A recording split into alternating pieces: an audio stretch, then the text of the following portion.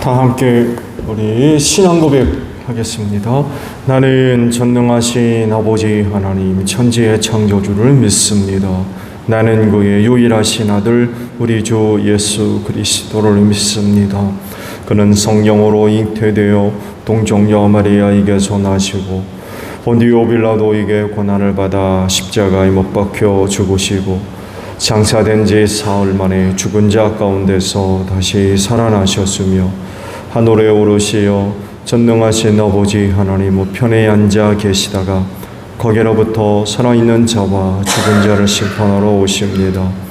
나는 성령을 믿으며 거룩한 공교회와 성도의 교제와 죄를 용서받는 것과 법의 부활과 영생을 믿습니다. 아멘. 찬송가 400장 부르시죠.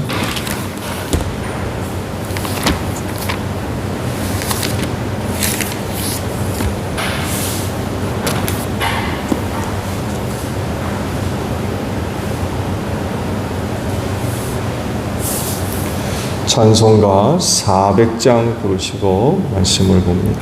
험한 시험 물 속에서 나를 건져주시고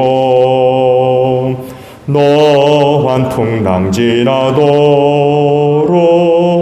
나를 숨겨주소서. 주여 나를 돌보시사 공히 품어주시고 험한 풍파 지나도록 나를 숨겨주소서. 권세 능력 무한하사 모든 시험 이기고 풍랑까지 다스리는 주님 앞에 비오니 주여 나를 돌보시사 공히 품어주시고 험한 풍파 지나도록 나를 숨겨주소서. 죄악길에 빠지니 몸 캄캄한데 헤매며 부르짖는 나의 해원 들으소서 내 주여. 주여 나를 돌보시사 공히 품어주시고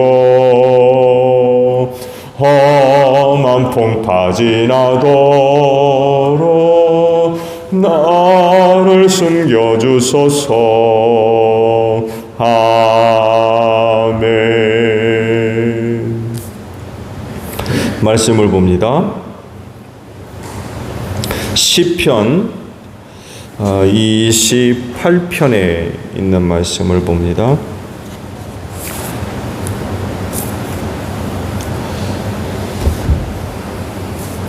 반석이신 나의 주님, 내가 주님께 부르짖으니 귀를 막고 계시지 마십시오. 주님께서 입을 다무시면 내가 무덤으로 내려가는 사람같이 될까 두렵기만 합니다. 주님의 지성소를 바라보며 두 손을 치켜들고 주님께 울부짖을 때에 나의 애원하는 소리를 들어주십시오. 악인들과 사악한 자들과 함께 나를 싸잡아 내동댕이 치지 마십시오. 그들은 이웃에게 평화를 말하지만 마음에는 악을 품고 있습니다. 그들의 행위와 그 악한 행실을 따라 그들에게 고스란히 갚아주십시오. 그들은 한 그대로 그들에게 갚아주십시오. 그들이 받을 벌을 그들에게 되돌려 주십시오. 주님께서 하신 놀라운 일들을 대수롭지 않게 여기고 선수하신 일들을 하찮게 여기는 그들이 다시는 일어서지 못하게 멸하십시오. 애원하는 나의 간구를 들어주셨으니 주님을 찬양하여라. 주님은 나의 힘, 나의 방패이시다. 내 마음이 주님을 굳게 의지하였기에 주님께서 나를 건져주셨다. 내 마음 다하여 주님을 기뻐하며 나의 노래로 주님께 감사하련다. 주님은 주님의 백성에게 힘이 되시며 기름을 부어 세우신 왕에게 구원의 요새이십니다. 주님의 백성을 구원하여 주십시오. 주님의 소유인 이 백성에게 복을 내려 주십시오. 영원토록 그들의 목자가 되시어 그들을 보살펴 주십시오. 아멘. 방금 보신 9절 말씀을 오늘 아침 함께 나눕니다. 주님의 백성을 구원하여 주십시오. 주님의 소유인 이 백성에게 복을 내려 주십시오. 영원토록 그들의 목자가 되시어 그들을 보살펴 주십시오. 라는 말씀입니다.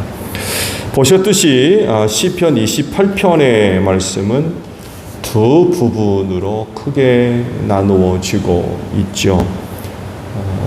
6절을 기점으로 해서 내용이 서로 좀 다릅니다.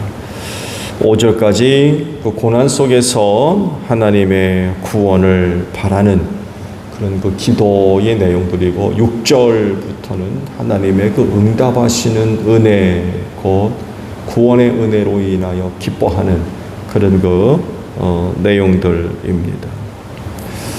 다윗은 참 놀라운 사람이죠.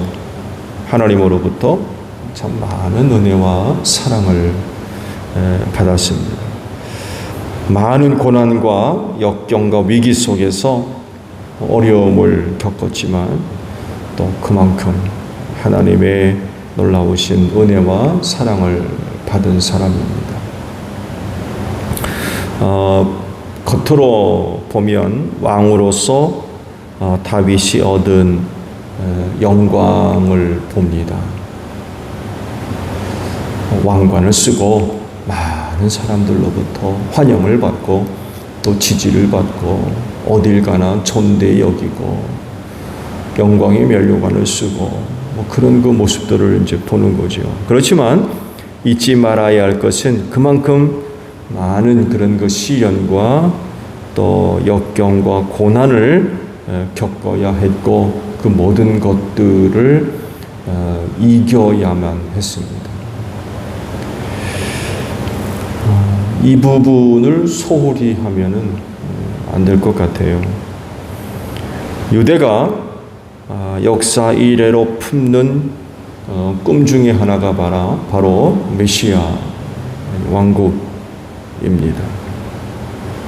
예수님 시대에도 물론 그랬고 그 이전에도 그 이후에도 오늘날까지 메시아의 도래를 많이 이제 기다리고 있죠. 그 나라에 대한 희망을 이제 품고 있습니다.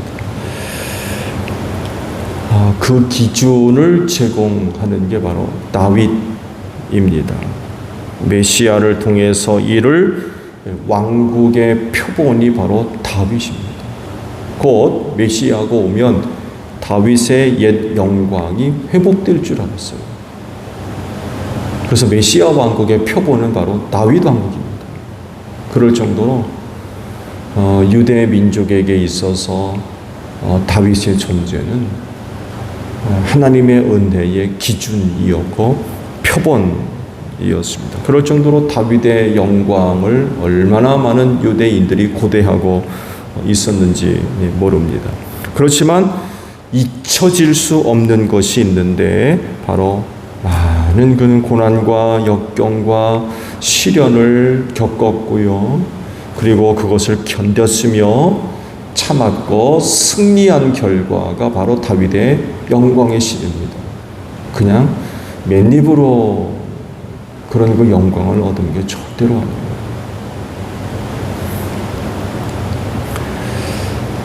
왕으로서 백성을 생각하는 다윗의 그 애틋한 마음을 이제 발견할 수가 있어요.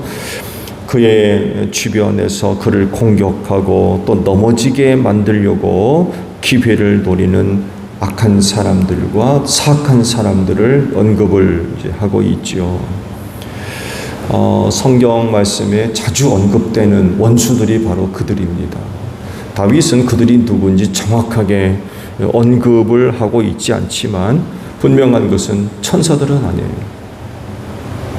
아이러니하게도 다윗 주변에도 그런 사람들이 항상 있었던 것 같아요. 다윗이 그들의 존재를 인식을 하고 있는 거죠.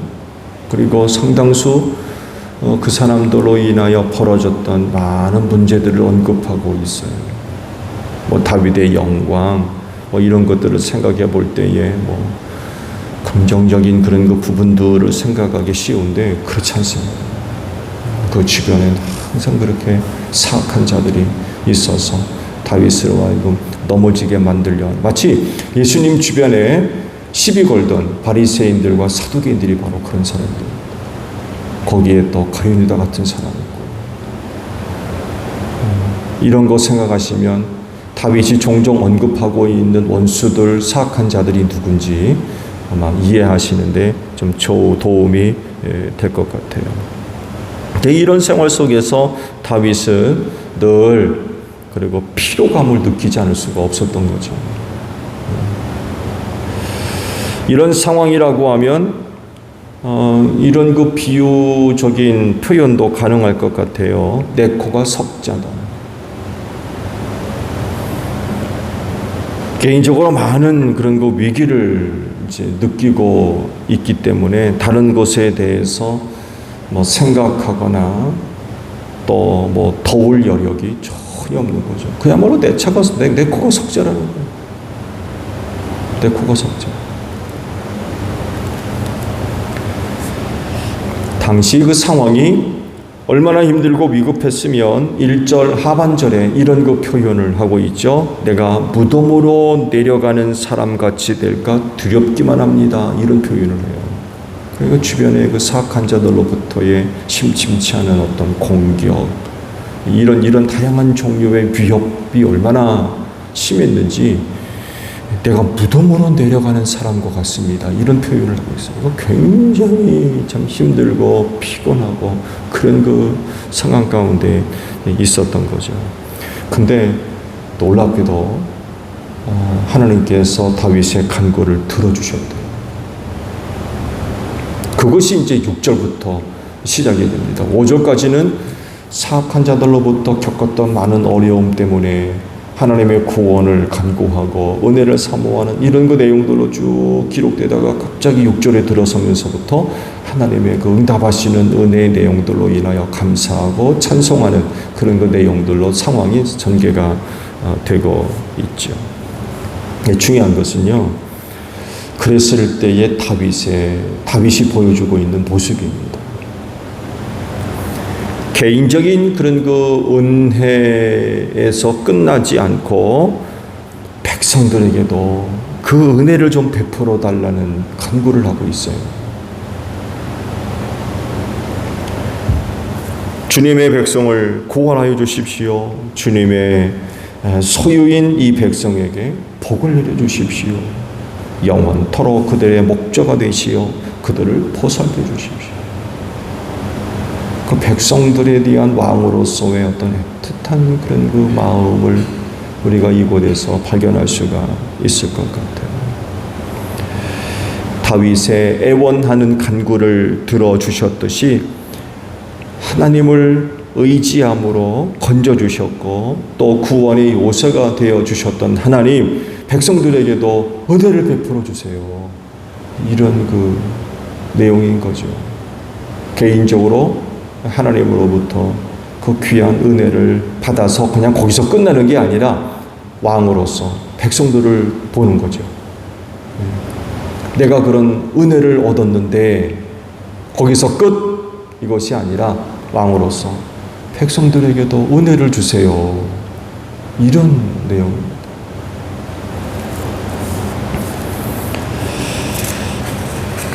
그리스도인은 교회를 통해서 한 몸을 이루었어요. 그리스도를 통해서는 하나님을 아버지라 부르는 그런 그 은혜를 얻은 형제 자매들입니다. 굉장히 긴밀한 관계죠. 교회를 통해서 한 몸이 됐고 예수를 믿음으로 형제 자매가 된 거죠. 신비한 관계가 믿음을 통해서 그리고 교회를 통해서 이루어졌습니다. 그렇다고 하면 이런 그 관계를 소중하게 여기는 것이 선합니다. 그렇지만 반대로 이런 관계를 소중히 여기지 아니하고 세상적이고 인간적인 어떤 기준과 이유에 의해서 훼손시키는 건 그 악한 것입니다.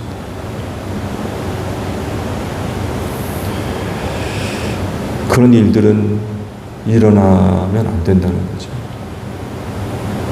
그래서 다윗이 보여주고 있는 그런 그 모습을 본받는 여러분들이 되십시오.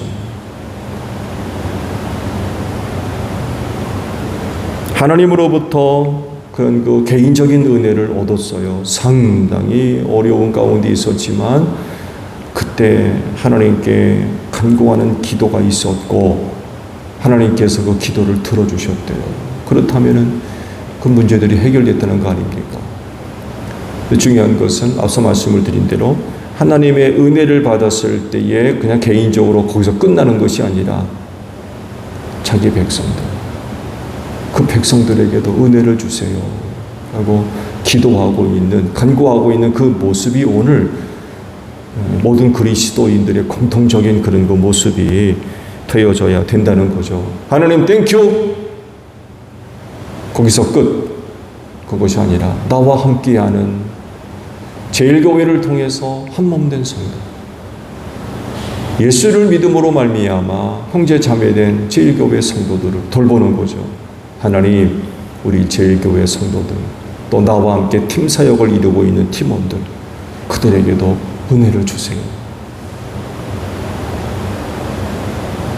다윗이 그랬던 거, 왕으로서. 우리도 이런 그 모습을 가져야 되지 않을까 합니다.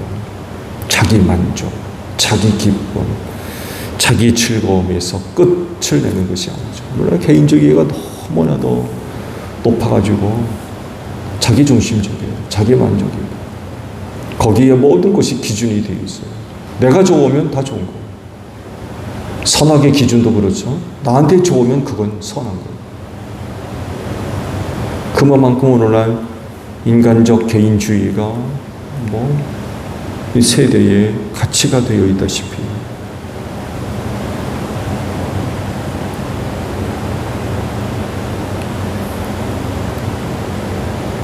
이런 그 세대의 가치 속에서 그리스도인 됨의 소중한 모습을 다윗이 지금 보여주고 있다는 거죠.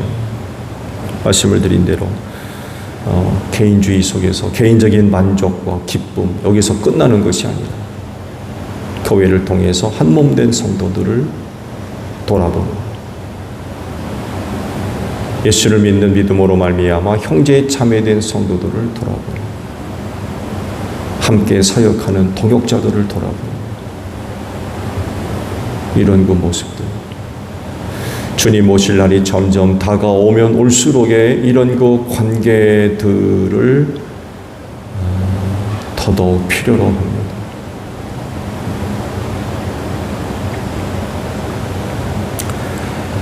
이런 그 여러분들의 모습을 통하여서 성령의 하나됨을 힘써 지켜나가는 여러분들이 되시기를 바랍니다. 성령의 하나됨을 완성시켜 나가는 제일교회 성도들, 오늘 하루도 다양한 모습으로 하나님의 은혜가 발견될 수 있을 거예요. 경험될 수 있고 또 느껴질 수 있고, 어떤 것들은 눈으로 볼 수도 있고 귀를 들어볼 수 있고 손으로 만져보고 느껴질 수 있는 하나님의 은혜들이 있을 겁니다. 그때 교회를 통해서 한몸된 제일교회 성도들을 돌보십시오. 예수를 믿는 믿음으로 말미암아 형제 자매된 제일교회 성도들을 생각하셔야 돼요. 다윗이 지금 그러고 있는 거예요. 그래서 성령의 하나됨을 이루어가는, 또 완성시켜 나가는, 어떤 위협과 위기 속에서도 이런 관계들이 흔들지 않는 끝까지 지켜나갈 수 있는 제일교회, 또한 여러분들이 되시기를 바랍니다. 주기도문합니다. 하늘에 계신 우리 아버지, 아버지의 이름을 거룩하게 하시며 아버지의 나라가 오게 하시며 아버지의 뜻이 하늘에서와 같이 땅에서도 이루어지게 하소서. 오늘 우리에게 일용할 양식을 주시고 우리가 우리에게 잘못한 사람을 용서하여 준 것 같이 우리 죄를 용서하여 주시고 우리를 시험에 빠지지 않게 하시고 악에서 구하소서. 나라와 권능과 영광이 영원히 아버지의 것입니다. 아멘. 기도하겠습니다.